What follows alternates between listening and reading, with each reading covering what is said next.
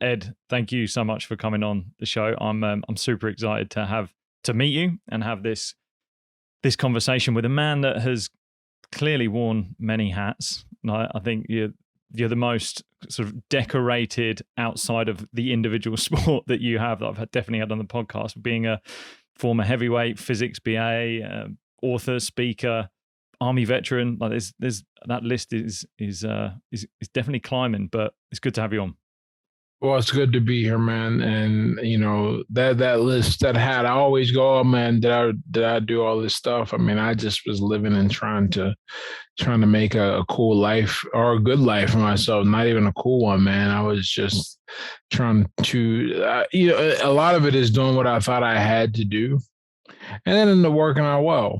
So I think I'm really grateful for a lot of that, because a lot of people don't know, a lot of that stuff all happened in like the same 4 year period, man. It wasn't like these stacks in my life. It was like do it all at once, because Yeah, right. I had to like undo a lot of wasted time. But boxing must have been something that had been a longer journey, Yeah. and Okay. it was Right. the So yeah, boxing was in itself, my all of my training and everything. Yeah, that's a much longer journey. The crux of my professional career was concentrated kind of into this 4 year period. We'll say like from 2013 to 2017. But the whole journey, man, I started fighting. I started fighting late, but I was still. I mean, look, what year is it? When I'm 22, 2000 and um 2007 is when I wow. started fighting. So yeah, and really, it was the thing I thought I wanted to do it, man. I needed to try myself out and test myself, and it was really a way out of my current. When I wasn't on the way out, man, I didn't like. I was just a regular guy, man, and I still think I'm a regular guy. The difference is like if you put me on paper, I can't be I can be as humble as I can be, but I recognize now that there are some things I've done that most people will never do. In fact, a lot of things I've done most people will never do, and I started fighting because I was really tired of just being a normal dude, man. Like that really, I think no one wants to be ordinary, and so I paid the price to become like extraordinary, as best as I could, really. When you say that, that's something that's come up in a lot of conversations around the athletes I've spoken to, and my own personal career. Like I understand the sacrifices that come, but what do you mean by the price you've had to pay when you say that? Yeah, so like I remember. So when I started fighting, it would have been the same any time in my life, but there were always distractions. There was always some really good reason to not go to the gym, right? Yeah. Um, for me, when I started fighting, I had a job during the day, which was nothing. I think man, what was I working? I think I was working at Starbucks, and afterwards, it was real easy to be like, all right, we're just gonna hang out, play video games, drink, do whatever. But I was like, if I keep, this is boring. Like, what makes me stand out? What makes me interesting? What makes me a different person?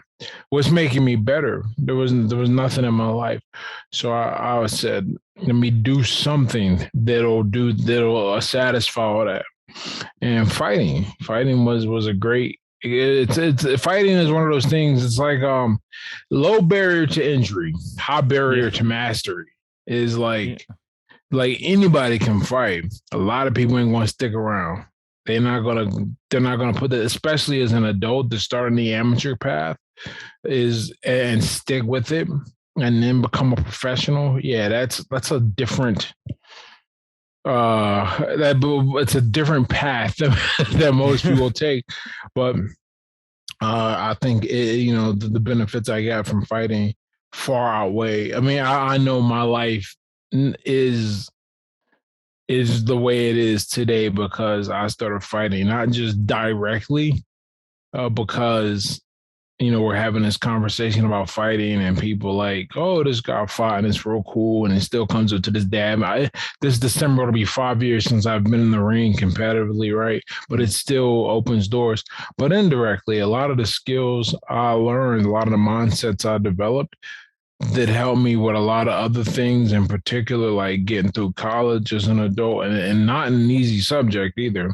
Writing my book, starting my blog, right, networking, all this stuff. I learned how to approach it because I had to build my fighting career from the ground up, and really the best way possible, which is I had to go and sell tickets. I had to get people to want to come and see me. I had to be likable but not be a kiss ass. I had to be interesting but not like too strange.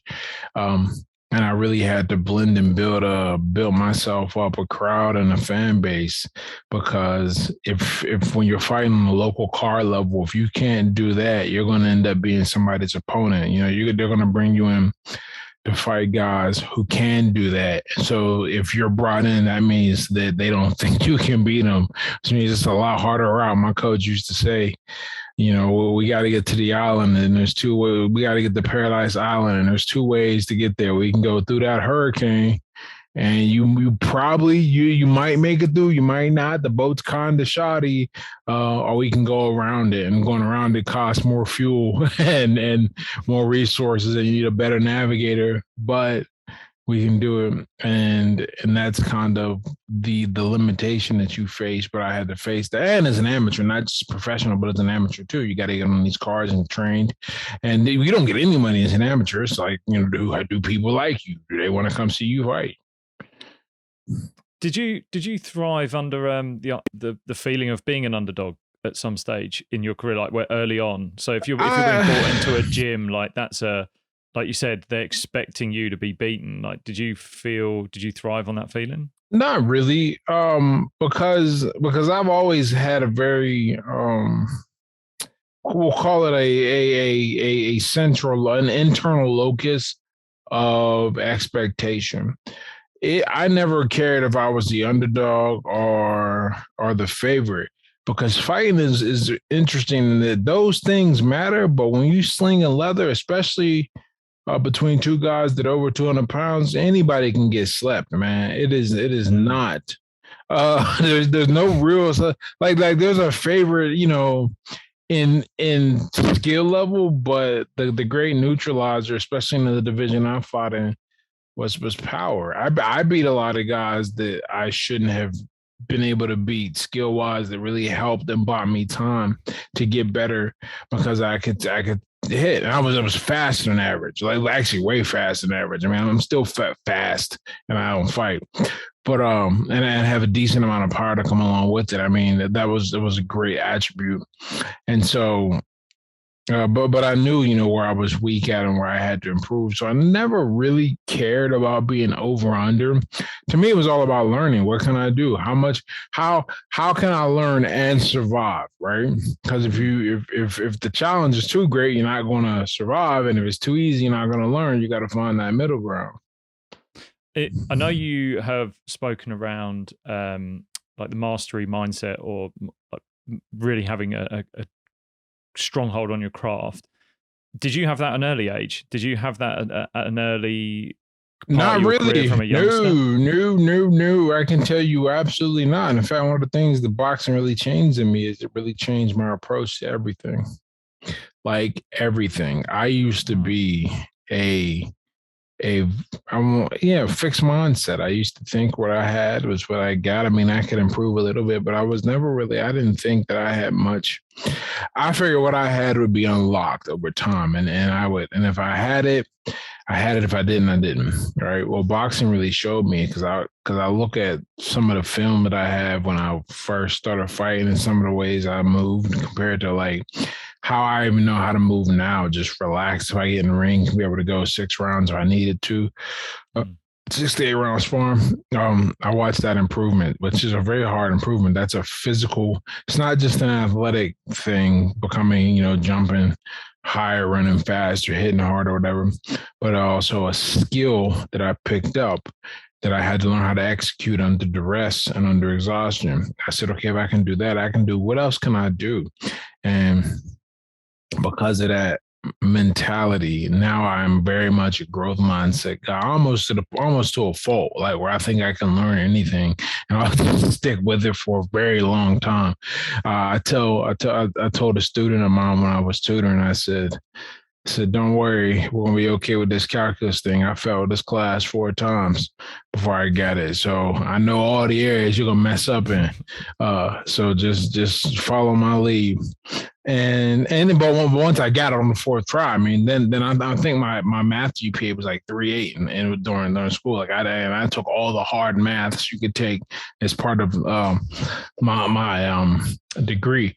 So that's one of the cool things. I mean, you get to stick to it, and this attitude, grit as they call it, right?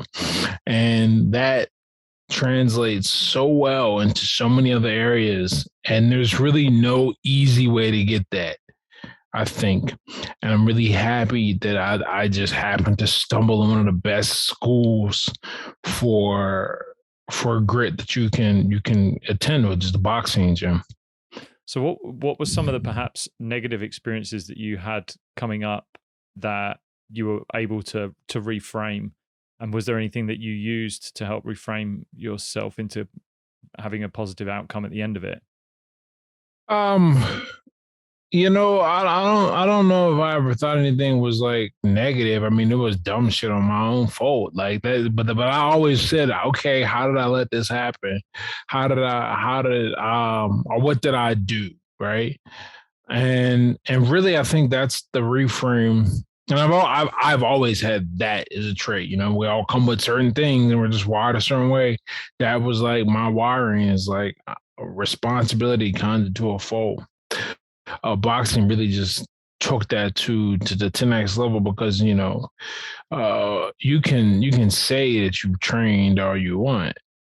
Yeah, but the minute you're in the ring, we're gonna know how well you did it. We're gonna know how hard you worked. We're gonna know how seriously you took it. We're gonna know how tough you really are. So, what do? You just train. That's why I was never a big fan of like trash talking for this very same reason. I never had anything that I needed to reframe, because I always looked at it as it is what it is. What can I do?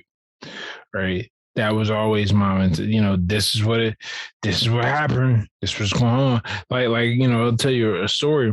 When I had a great amateur career, really happy with my amateur career turned out. You really couldn't do. The only thing I didn't do, I didn't make it to the Olympics. But I did a lot of things a lot of guys don't ever do who went as far. Like, I got a paid sponsorship that was really nice. That opportunity may never arise ever again in the future for anyone else. It's just a matter of timing. But I had a great amateur career. But part of that career, I was just my paid sponsorship. When it ended, they were like, all right, we're done with you. Got to go on. And they were paying me like a decent amount. Plus, they were covering my rent. So the money went even further because I didn't have any living expenses.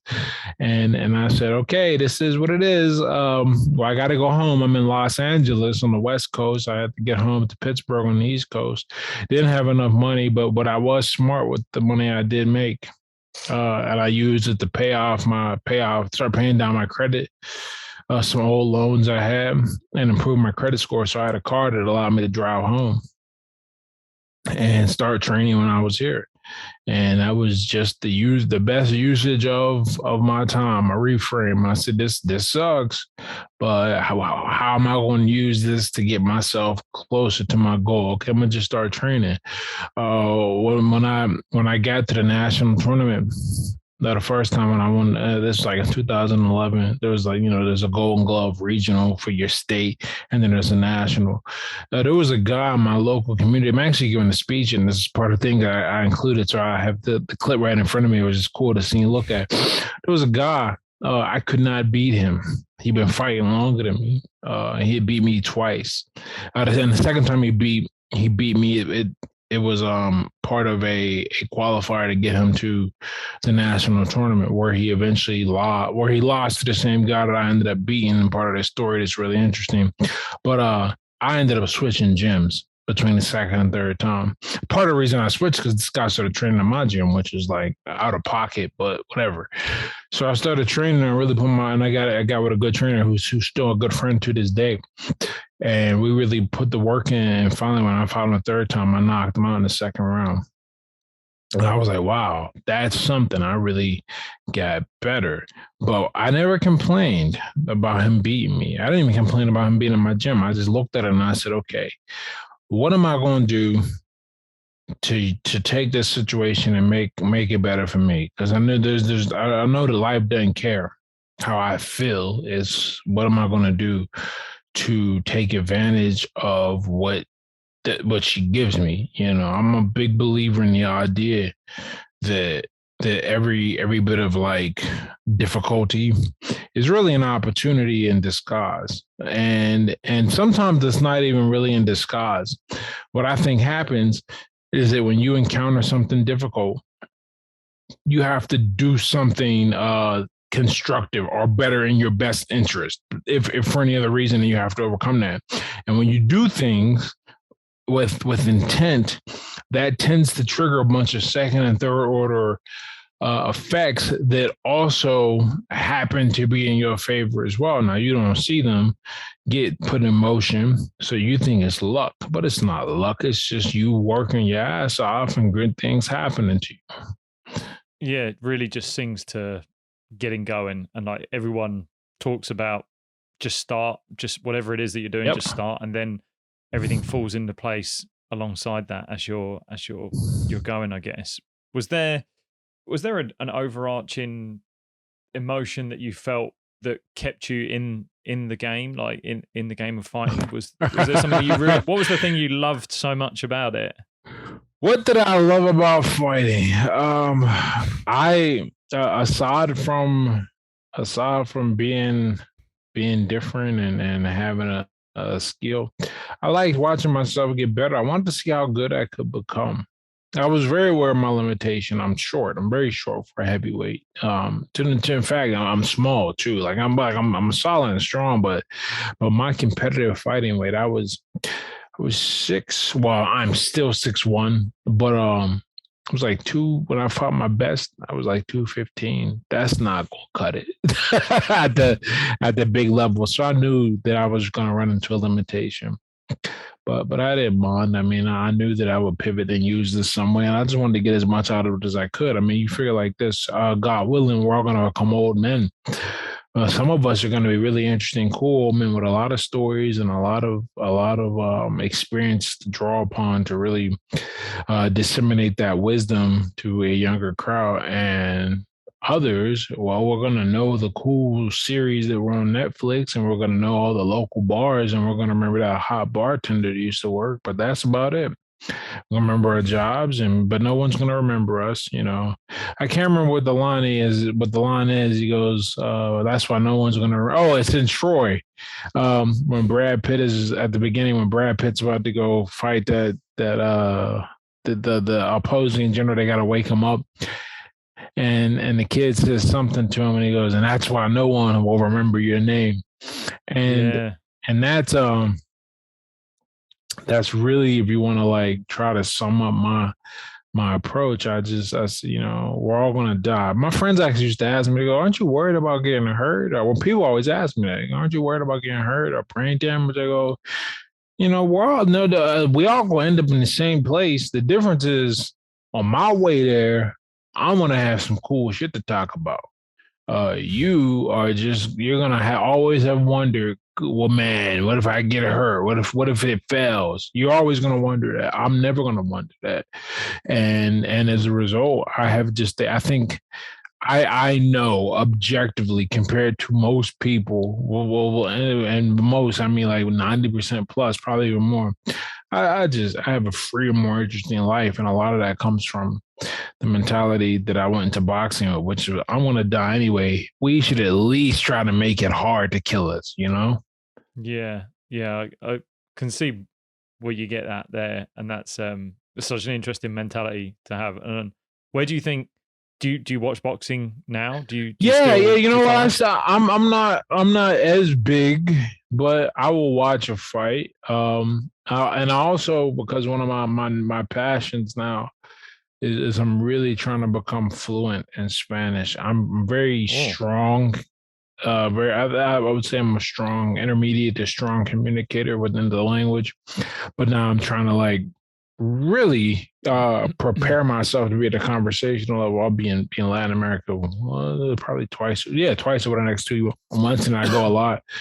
I'll bring that up to say, Man, you want to talk about a culture that loves boxing? The Mexicans, man, love it. A lot of Yeah. good Puerto Rican boxers, too. A few from Canelo Argentina. fought this weekend, didn't he? Yeah, Canelo's yeah, I fighting watched this that weekend. fight, man. It was a good fight. Very good fight.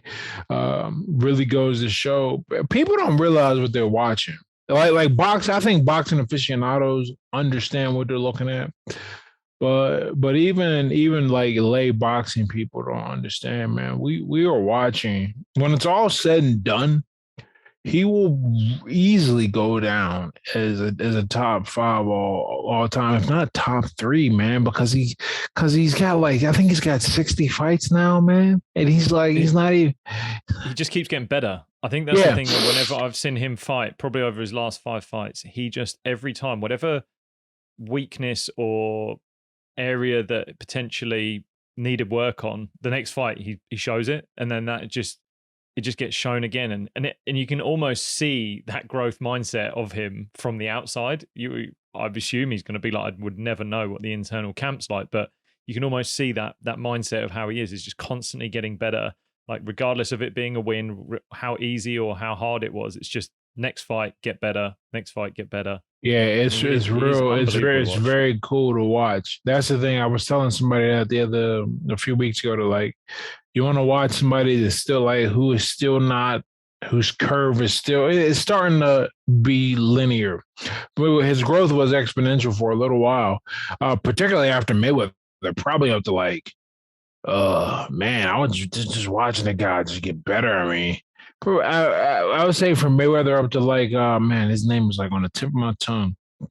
Um, Watching him fight Cotto was yeah, it was a cool good fight, but it was still exponential. Now it's a little more linear. I still don't think it's like logarithmic because everything is like kind of an S curve. It goes exponential, linear, then it's logarithmic. I still don't think it's logarithmic.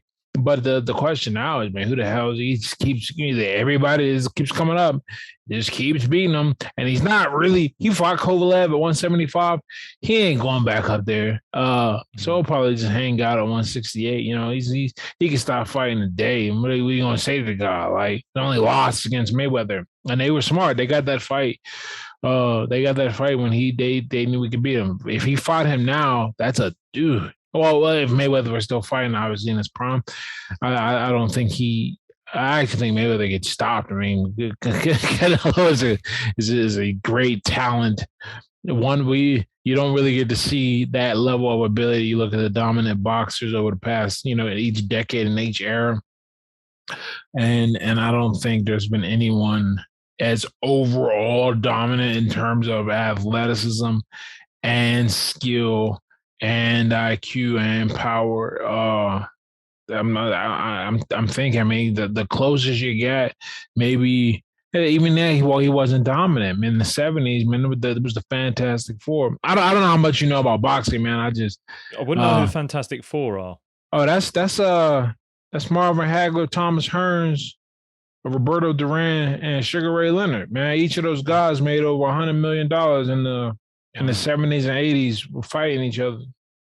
Wow. I mean, Yeah, not just fighting each other. There were other like opponents along the way. You got like, but I feel like heavyweight boxing's in a good place right now. I think there's some really interesting fights at the moment in heavyweight. Like a big one here in the UK obviously was the Anthony Joshua and Alexander Usyk Alexander fight. Usyk, yeah, But I don't, and I'd really love to hear your take on this. I was watching this with a bunch of friends, and I remember watching the ring walks and Usyk being Usyk, this tough Ukrainian. He's got both Klitschko's hanging off each shoulder.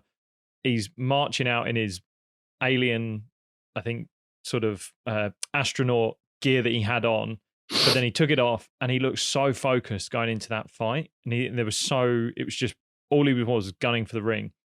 Anthony Joshua came out, and I mean, Anthony Joshua had come off the losses and is trying to fight his way back up into contention.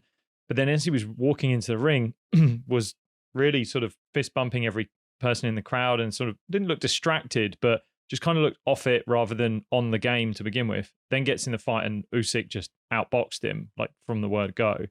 Does that? How much is that sort of? But then I got confused because I was looking at Tyson Fury, who is a completely different animal, and Fury's like almost jumping in the crowd as he's going in, and you kind of think, well, how much of that makes a part of a boxer's mentality before they get in?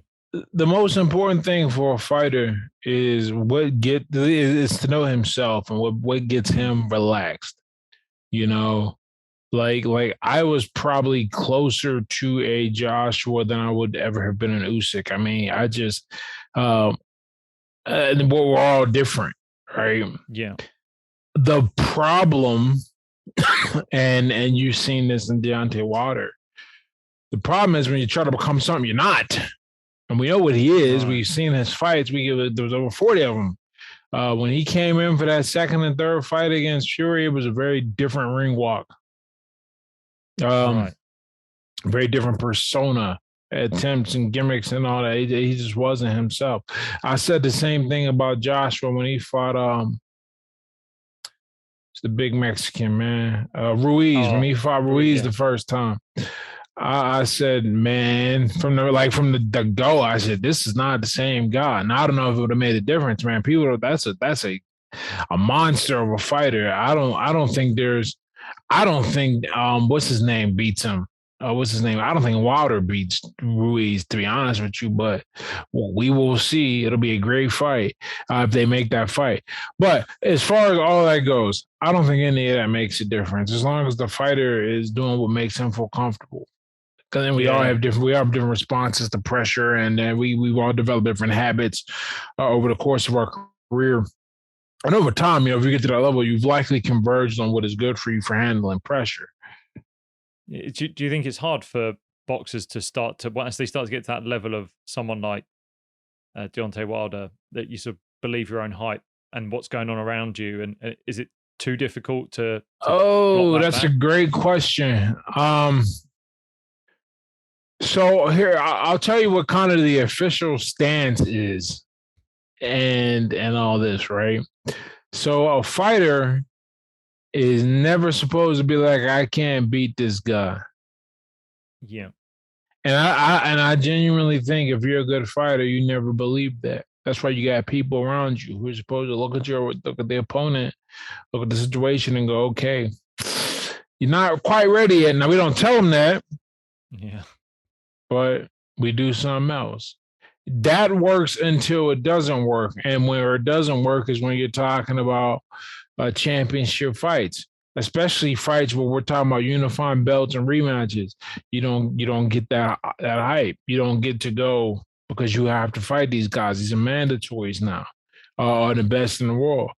And so it's very dependent on your personality. But if you're going to believe your hype at any point in your career, that's when you start to really eat it up, where you don't, where the guys, now you go and walk through a few guys. This is why Canelo's so great, by the way. You watch Canelo's entrance, and approach to the ring. It is very, it is a relaxed focus. That's what I would call it. I wouldn't call it like Usyk. That's a very intense focus, and but you could tell this is not a guy that he knows. He's very confident in the work he's done. His personality, at the very least, is not, boasting that he believes his own hype. But I do think every fighter has to believe his own hype. Like you're just not going to get far if you think you got lucky every time. This is not or boxing is not the activity where imposter syndrome can rear its ugly head. Because you got to be able to, because it's there to actually affect certain things, like the defense. It's a very simple idea. Defense, right? And ideally, when you defend or when you evade a punch, you slip it just enough. You don't slip too much because then you're not in position to counter, and it takes a lot more energy to pull yourself back online. But you got to slip it just enough where almost it just touches you. Or you want to punch. If it did, the Canelo does is great. When a punch is about to hit you, just roll with it. Roberto Duran was good with it too. But to roll with a punch correctly, you got to let the punch hit you. You got to be confident that there's no imposter and says, well, you'll just jump too much. You'll be too early, too late, and it won't work. All right. So these guys got to believe their own hype. You have to. I don't think believing your own hype is mutually exclusive with humility.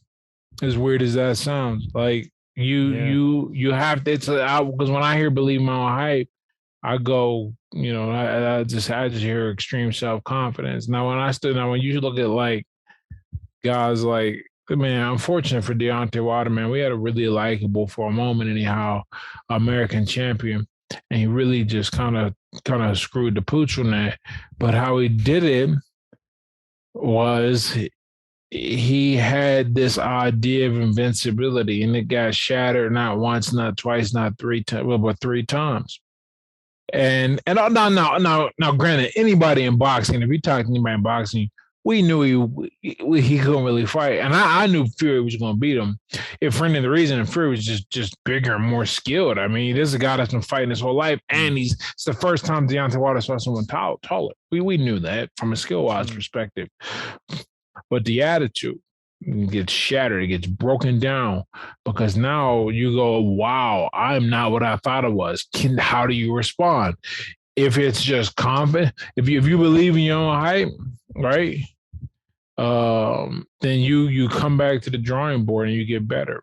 If it's like if it's this weird overconfidence, there's like identifying personally, or you come back out like you do in the third fight, and to a lesser degree, the second fight.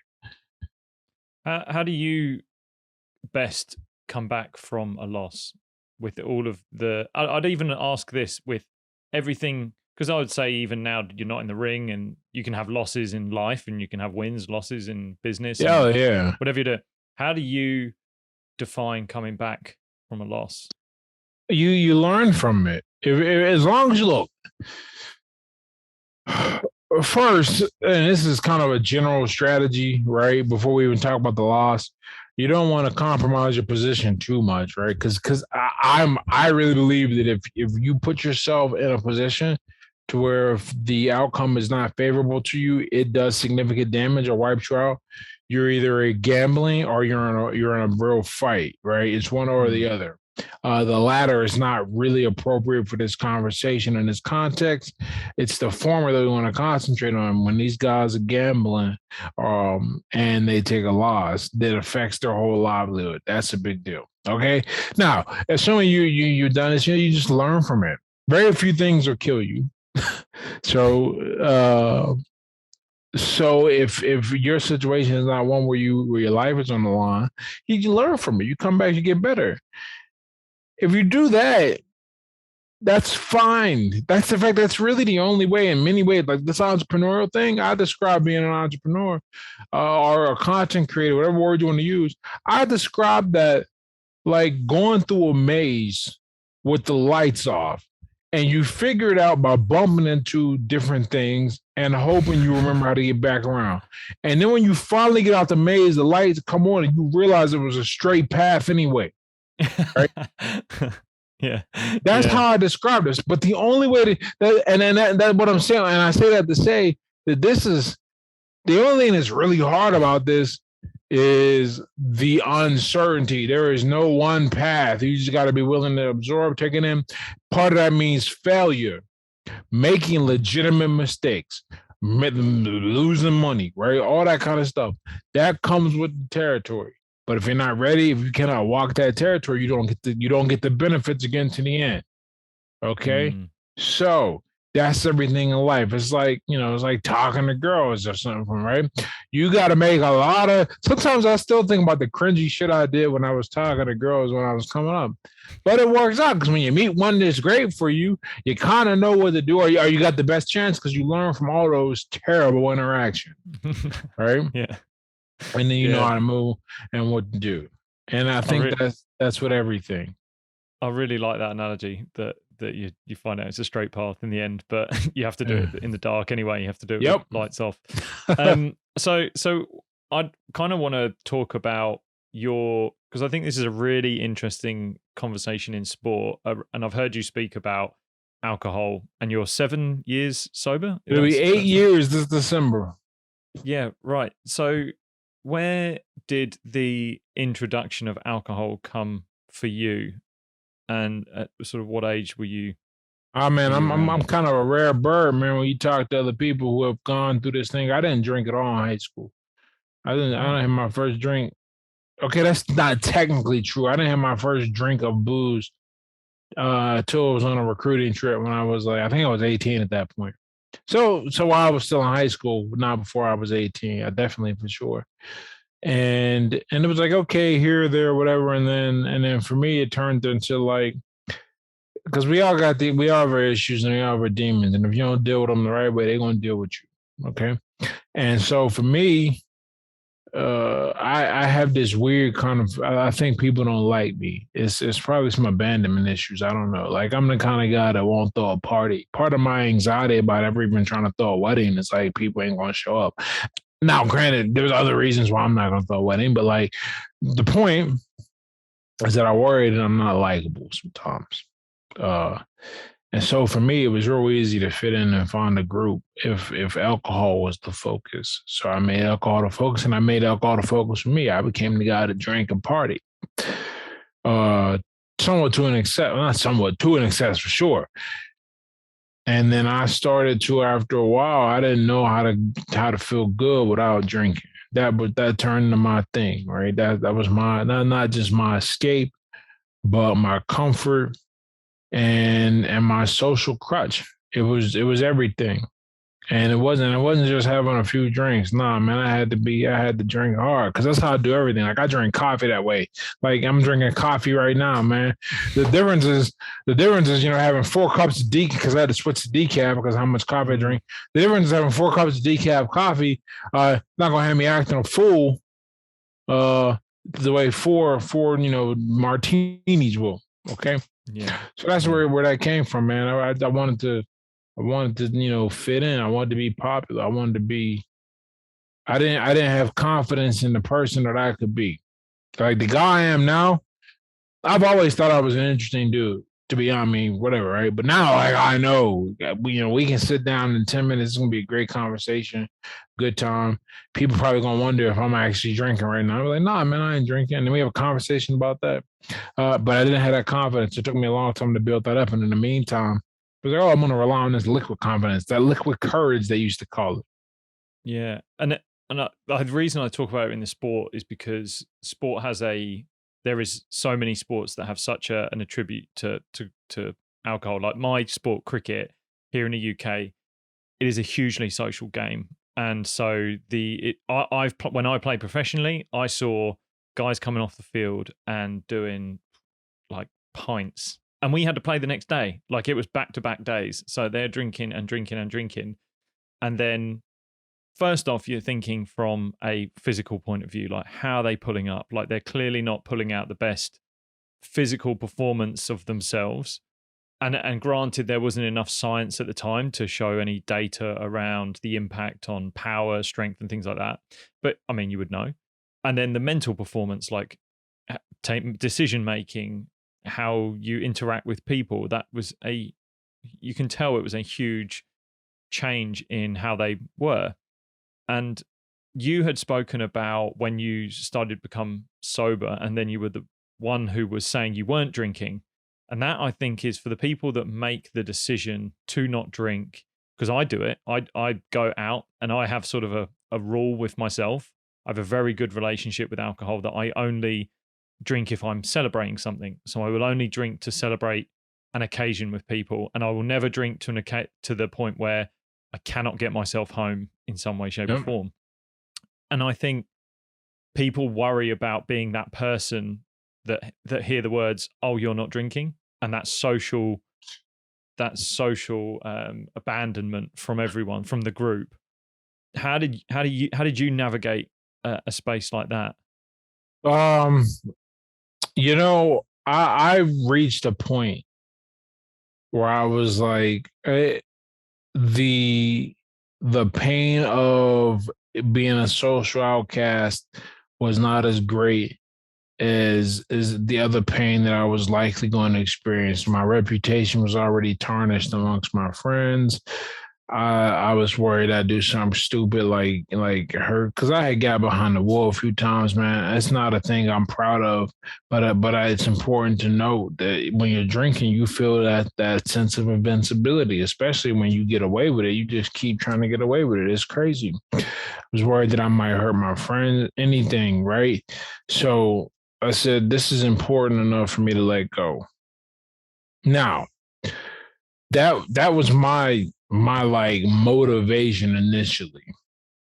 And then I did something that was like to this day now. I tell people, if you can emulate this, you can be all right if you want to get sober. I inadvertently ended up spending almost a year away from my friends because I was so busy. And I didn't have time to go out. In fact, I had to look this up because I was making an argument for somebody to make it talk about alcohol. I got sober. My last day, my last drink I had was December 22nd, 2013. I did not stay out past midnight again until December or until January. I think it was like January 7th, January 8th, 2015. And I know that because I looked up, because I went out with my buddy to watch the Rampage, not Rampage. Wow, aging myself. To watch the John Jones and Daniel Cormier fight, their first fight. I went out with my buddy to watch that. And we went to Dave and Buster's here, which is a place where they show, sports and all that. And we were out, because fights start late, man. It was on the West Coast and the East Coast, and they start late. Mm-hmm. And it's been that long since I've been out. But at that point, it was a strong habit. I was like, why would I drink? I'm not even close. And there was no temptation. I was out to watch a fight and nothing like that. And so it was a real different world. What was your reply? I mean, people just feel that it's so hard. I really like how you were saying that the pain of being a social outcast didn't outweigh the pain you were going to cause yourself. Yeah. Some people that's a real big part of that, to just recognize, like, what is it people hear that beer fear when they wake up the next day, like, what have I done? Like, I'm not, man, if you're really that worried about it. Right. That's just, I got tired of feeling that way, man. Like, and then on top of that, as you get older, you get older, people have less tolerance. Like when you do something like that, when you're 21, it's expected. When it's 25, it's like, oh, here we go again. When you're 28, it's like, this motherfucker's out of hand. At 30, then it's not, then it's like, we can't be cool anymore. And so having that kind of future trajectory in my mind, I thought about that a lot. What advice would you give your younger self in that scenario now, knowing what you know now? If you were looking back at, oh man, if I could go back and there's so much, right? But I would say that, because I'm really happy how things turned out. I was talking about this the other day, like I'll never say I don't have regrets, and I think anyone who says that is a psycho. Because you can be happy you can be happy you got to the destination. Because this is the common like argument against having regrets. Like, oh, I'm happy how things turned out. I wouldn't change a thing. No. You can be happy that you're at the destination and hate the route you took to get there, knowing there was another way there, right? So I would go back and really try to let myself know. I wouldn't scare myself out of drinking, because that's non-productive. I would remind myself that I didn't need this to be interesting. I didn't need it, and I would challenge myself to look at that, because you can deny a lot of shit to yourself. And one of the really good things I did are not good. One of the effective things I did when I was drinking is I really convinced myself that not only was I in control, but this was a part of my personality. Yeah, wow, that's really powerful. So when you've now gone into a very academic world, and you're a writer, like you're extremely proficient in the world of Twitter, and like your book that really caught my eye was your book, Not Caring What Other People Think Is a Superpower.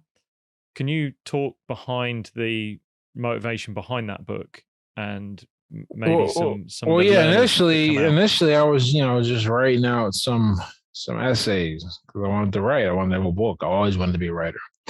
But I started crafting it, I realized that I was putting together a theme, and in these themes are the things that I talked about most often. I talked about these things most often because they were areas that I felt were really important for having a good life. Right. Um, it's not about like making money or meeting women or anything like that, but having a good life, like where like you go, I'm proud of the person I see in the mirror. And so those are the ideas encompassed in that book. And it's across a few different areas, time, use, confidence, work ethic, sobriety, forgiveness, paradigm shifts, how you see the world. I'm actually re-releasing it, so I'm gonna like rename and restructure some of that. But the general essays just stay the same. I mean, it's a fantastic, I guess, intro to I think my philosophy, which has been heavily influenced by Stoicism and this idea of grit. I mean, which to be a gritty person, and part of that, it's one part delayed gratification, another part future planning. You got to really. I think people like if I say to you in 5 years, if you just keep doing this, it's gonna be all right. But you got to keep this up for 5 years. You mean not like constantly, Mm. but consistently every day. It's amazing how many people have trouble with that. But I can tell you right now, my life, oh, because at 28, I said, oh, I'm going to be 33 one day. Are we going to be 33 with more options? Or are we still going to be working at T-Mobile selling phones? And I said, all right, more options, and that's what happened. So not caring what other people think is a superpower is really a collection of these essays about ideas and points that I think are if you get them under control, they're vital to change your life. Did you ever care what other people thought at Oh, of one course, stage? man. That's why I ended up as an alcoholic. Yeah. You want to talk about like, you want to talk like if I can link two things, no, three things. If we put three things together, that's the, those together the sum alcoholic. One, I am not a half-ass person. I don't know how to do it. It's only gotten, I don't even like to say worse, we'll say more intense. The better I've gotten at living and figuring things out. I know what matters and what doesn't, and I go all in. I'm very 0-1. Like I understand how to think in nuance, and that is really I think a strength of mine. But in terms of action, once I make up my mind, man, we just kind of boom, we got to do it. Same with drinking, man. Mm. There was no let's go out for a little drink. It was like, man, either we not drinking or we really drinking. There's no Mm. middle ground. So there's that. I wanted to fit in, man. I wanted to because I was fucking lonely, man. I was lonely and I didn't feel like I had any other way to connect with people. And I felt like this was the only way they were gonna like me. I cared what they thought. And the last one is I was dealing with other issues that I was not even aware of until I got sober. Mainly, uh, why I felt that abandonment, why I felt that way. And it's real easy to disguise like you can go and you can bang a bunch of chicks, you could drink, you do drugs, whatever. And all that's temporarily going to distract you and make you think the world is a good place. But that stuff doesn't last and it's fairly destructive. Not fairly, very Mm. destructive. So does the cost ever exceed the value? No. So eventually you go, okay, what are we gonna do? Now I gotta encounter and deal with that. And I'll tell you what, man, I've put myself through, and I'm probably a lot more work. Who knows? But I know the place I'm at now in here is so far from where I was when I drank, and a lot of that is those are the reasons why I was an alcoholic, man. I cared too much. But point number two, the big one though, how we got on this, yeah. I really cared a lot, and it wasn't until I said. In fact, I remember thinking to myself, when I finally put the bottle down, I went to an AA meeting, came out, I texted my friends. I said, look, I'm just letting you guys know, uh, I'm done drinking.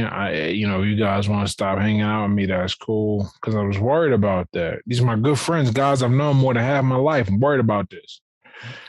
because that's how these are the things you think about when you care what other people think and you're under the influence constantly. Um, but fortunately, none of them like abandoned me or anything like that. Like I was worried about it. Very supportive.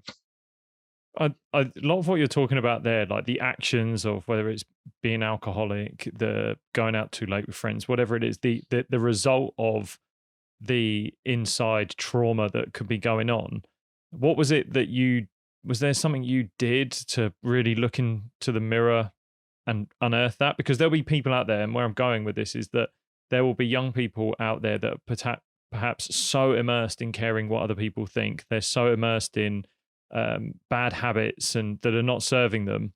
And the thing that will really take a hold of the wheel and change the way they see things is by looking at the inside, looking internally, looking at where is all of this coming from. Is there any advice you give to someone of how to really find that in a voice or that in a story that is going on? Yeah, man, start caring about something and to get something to lose. It's Yeah, not a right. coincidence that my sobriety coincided with four major events in my life. One, I had just finished my army training, so now I was part of the military. Two, I had just re-enrolled in school. Three, my professional career was just starting as a fighter. And four, I had just met my fiance, who's still here, with me now 9 years later, right? That is not a coincidence. I had things to lose now. So I had to ask myself, I said, okay, how are we going to make sure we don't lose this? And that was, on my responsibility. I had to look at what had cost me over the past few years and how I could prevent that from happening again. And when you have something to lose, then you start asking yourself tough questions. You start looking into why you are causing these things to be ruined. And I came to the conclusion everything was about the booze, man. I thought it was one of two things, and unfortunately, I figured out it was the booze. I thought it was the booze, or I also thought foolishly enough, that's what happens when you feel empty and you're looking for validation. Or I thought it would be getting a girl. And I said, wait a second, I've had girls that like me and been in relationships. I still got these problems and stuff in advance to make progress. Let's see what happens when we put the booze down. To the point where I was like, no, I'm fortunate that I ended up with a really good, interesting, solid person. But I like Rob, I sort of dated before her. I know that our relationship would not have worked out if I was not going to drink, and that's important that you have to be willing to go. I'm willing to lose what I think. I'm willing to give up what I'm comfortable with now to go after perhaps uncertainty, but or not perhaps it is uncertain. I guess the possibility of it not being all it's cracked up to be, but I think this is a good decision. I'm going to make it. I'm going to chase it. Yeah, wow. That's it's quite profound. I'm really cautious of your time, and I'm really grateful for your time. And I Thanks for having me. I really wanted to ask you, what are some of the values you've spoken already about how you're proud of the person you are, and I wondered what are some of the values that you are proud of that you have now. Yeah, man, I'm really proud of the fact that I don't have to lie to people about anything. Very, very at peace with that. And then part of that is not doing anything that causes you to have to lie. Like you can when you're strong and in a confident place, then you can act from a place of integrity all the time. Right? And that means that whether people you stop caring if people like you or not, because like is not as good as respect. You can deal with losing a few points of like as long as you maintain respect. And that's a hard difference to make for a lot of people because I always say, being liked is like being liked looks like being respected to people who aren't used to much of either. And if you're not used to it, you think people want to be around you the same as respecting you. I can tell you it's not the case. But when you start building up respect, yeah, then you just don't care about being liked, whatever. Pissing people off, go for it. So that's one thing. I really try to lead a life that's gonna make people respect me. I try to nurture and the relationships I have. I really really try to build those, because I understand that people are the most important thing. And that means treating people a certain way if you want to keep them around. You don't want to keep people around who need you to prop them up or hold them up. I'm not talking about kissing somebody's ass, but it's showing the basic respect. It's showing the basic respect and recognizing their gifts as a human that are beyond the superficial. It's a lot easier to connect with that when you get rid of a bunch of superficial stuff that you thought was important. Okay. That's the other thing. I'd say the last thing is just really, and this has nothing to do with drinking. I have a really, I try to hear what people say. And I think a lot of people don't do that. They listen, and while they're listening, they are, or rather they hear, but they don't listen, right? The sounds come in, but they don't resonate. And I spend a lot of time trying to understand people around me, because I know I know that that's the key to humility, and I know that humility is really the key to communication, because the minute you think you're better than someone, you can't learn from them and they can't connect with you. And it's the other way. If you think you're beneath people, you're gonna behave in such a way to where you're not gonna feel like you can learn from them. You're gonna feel like they have to dictate to you things. So having that humility that comes from just listening to people, those are the other trait that I'm really happy I have. And all this combined, man, it's a good day. I mean, I have all my like faculties about like planning and strategizing and tactics and all that, but what does all that matter if I'm sitting in this apartment by myself? Like, no, part of this stuff has gone to make sure I have friends I can always talk to, and I have a great woman in my life, and I have a good relationship with my mother, which I didn't always have, and my sister. That's important. These are the things I was able to work on because I wasn't concerned with being liked. Yeah, that's amazing, that last little bit there. Look, Ed, what you've got your growth mindset and you're flying away at the moment. You're going into Spanish. Is there anything else that you're really looking to evolve at the moment? Evolve and work on, not really, man. I'm working on my next book. That, hopefully that turns out okay. I got a bunch of other stuff on the plate, so it's really it's crazy, man. We go through these moments. We think we can do everything. You realize, nah, you still the same guy. The difference is you were effective with one thing, and so you get back to being effective with one thing. So hopefully all this turns out really well. Awesome. And where's the best place for people to find you, to reach out? I know Um, Twitter at Ed I'm Latimore at Latimore everywhere, man. I'm at Latimore Instagram, Twitter. My website is at latimore.com. Yeah, Facebook at Latimore, just at Latimore. Whatever, when you're on your social media of choice. Even my YouTube is you at Latimore, and I don't even make videos that much. Come on through and say hello. And get into a deep rabbit hole of reading as well, which I found. Look, Ed, I really appreciate your time. Thank you so much for coming on, and this has been awesome. Hey, I appreciate you having me, man. Thank you.